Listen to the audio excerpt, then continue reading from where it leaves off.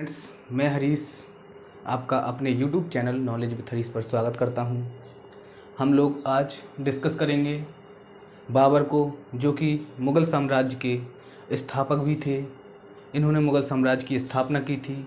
आज हम डिस्कस करेंगे कि कैसे भारत में मुग़ल साम्राज्य की स्थापना हुई और बाबर ने अपने 3-4 साल में कौन से 3-4 ऐसे युद्ध लड़े हैं जो कि आपके एग्ज़ाम के लिए बहुत ही महत्वपूर्ण हैं। आज हम बाबर से रिलेटिव सभी फैक्ट को डिस्कस करेंगे, इसलिए आप लोग वीडियो में बने रहें। और यदि आप लोग हमारे चैनल पर नए हैं तो चैनल को सब्सक्राइब जरूर करके वीडियो को लाइक और शेयर करें। स्टार्ट करते हैं। मुग़ल साम्राज्य की स्थापना 1526 ईस्वी से 1556 ईस्वी के मध्य रही है। तो इसकी स्थापना बाबर ने की थी। बाबर जो थे ये 2 वंशज के संयुक्त थे। इनके पिता का नाम उमर शेख मिर्ज़ा था, जो कि मध्य एशिया तैमूर के वंशज थे और छोटे से एक राज्य फरगना के शासक थे। और इनकी माता जो थीं वो चीन से थीं, जो कि मध्य एशिया चंगेज खां की उत्तराधिकारी थीं। अफ़गान शासक फरगना है, यहाँ फरगना के शासक जब इनकी मृत्यु हो गई, इनके पिताजी की बाबर की, जब ये लगभग 11 वर्ष के थे, इनके पूर्वज वंशज समरकंद को जीतने के लिए बाबर चाहता था कि जो इनके पूर्वज थे वो समरकंद पर विजय राज कर रहे थे, तो वो पराजित हो चुके थे। इसको जीतने के लिए बाबर ने अनेकों महत्वपूर्ण ऐसे युद्ध लड़े कि इसने समरकंद को विजय कर लिया। भारत पर बाबर खुद आक्रमण करना चाहता था, तो जब दिल्ली पर छोटे छोटे से कई राज्यों में दिल्ली डिस्ट्रीब्यूट हो गई, तो वहाँ पर कोई एक उत्तराधिकारी नहीं था।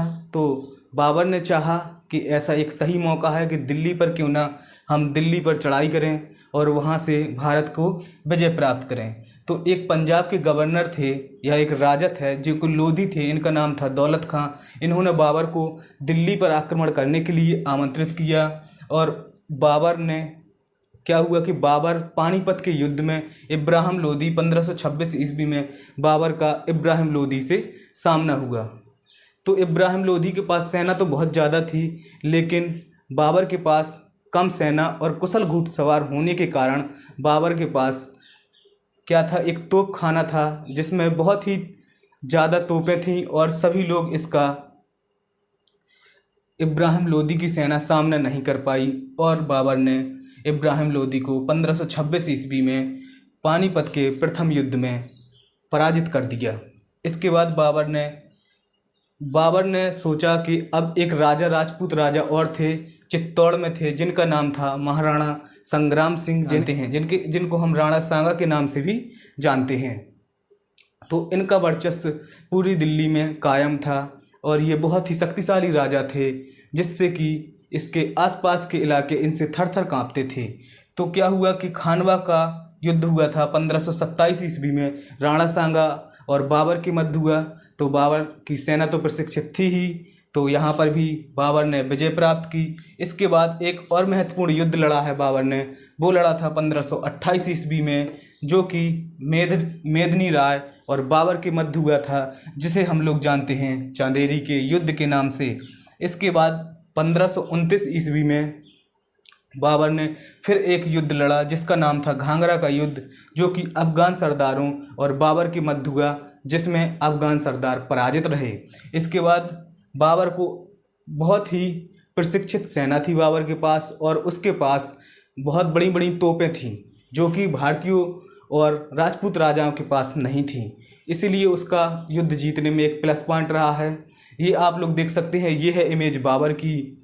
और इसके बाद हम लोग आपको दिखाएंगे, ये है इमेज खानवा के युद्ध की, और इसमें ये है इमेज चंदेरी के युद्ध की, और ये है इमेज घाघरा के युद्ध की। बाबर को कलम एवं तलवार दोनों का अच्छा ज्ञान था, इसलिए बाबर को कलम एवं तलवार दोनों का सिपाही कहा जाता था। इसके बाद बाबर ने कुछ ऐसे महत्वपूर्ण कार्य किए, ऐसी पुस्तकें लिखी, चलो उनके बारे में और हम लोग जानकारी देखते हैं। और यहाँ से आपको कंपटीशन एग्ज़ाम में सभी पानीपत, खानवा, चंदेरी, घाघरा और बाबर कि कलम का सिपाही कहा जाता है। यहाँ से भर भर के क्वेश्चन कंपटीशन एग्जाम में पूछे जाते हैं। खुद ही एक बहुत ही उच्च कोटि का साहित्यकार था। उसे फारसी और तुर्की भाषा का बहुत ज्ञान था। इसने अपनी आत्मकथा खुद लिख दी, जिसे कि तुजुक-ए-बाबरी के नाम से जाना जाता है, जो कि तुर्की भाषा में थी। बाबर के टाइम पर चांदी का सिक्का चलता था, जिसे दिरहम कहा जाता था। ऐसे क्वेश्चन कंपटीशन एग्जाम में बहुत पूछे जाते हैं कि बाबर के समय में वह कौन सा सिक्का था या उसे किस नाम से जाना जाता था, जो चांदी का सिक्का था। तो बाबर ने अपनी खुद आत्मकथा तुजुक-ए-बाबरी के नाम से लिखी थी, जो तुर्की भाषा में थी। इन्होंने फारसी में अनुवाद कराया। इसे फिर अकबरनामा के नाम से जानने लगे। और बाबर बहुत ही बड़ा बगीचों का शौकीन था। उसने आगरा और लाहौर में कई बगीचों का निर्माण कराया। और 26 दिसंबर 1530 ईस्वी को बाबर की मृत्यु हो गई। तो आप लोग बताएं कि वीडियो कैसी लगी। यदि अच्छी लगी हो तो सभी दोस्तों को शेयर ज़रूर करें। और मैं आपको बता दूं कि डिस्क्रिप्शन बॉक्स में आपको अकबर के बारे में यदि आप लोग पढ़ने में इंटरेस्टेड हों तो आपको डिस्क्रिप्शन बॉक्स में अकबर देखने के लिए मिल जाएगा। मैं उसको इसमें लिंक में लगा दूंगा। और यदि आपको इसी प्रकार की वीडियो चाहिए हो तो आप हमारा टेलीग्राम चैनल भी ज्वाइन कर सकते हैं। नॉलेज विद हरीश के नाम से है। मैं डिस्क्रिप्शन बॉक्स में उसकी लिंक दे दूंगा। और आप लोग देख सकते हैं, ये है बगीचे में बाबर घूमता हुआ इस इमेज में। और आपको वीडियो कैसी लगी बताना ज़रूर। यदि अच्छी लगी हो तो शेयर करें। और यदि हमारे यूट्यूब चैनल पर आप नए हैं तो सब्सक्राइब ज़रूर करें। Thanks for watching. जय हिंद।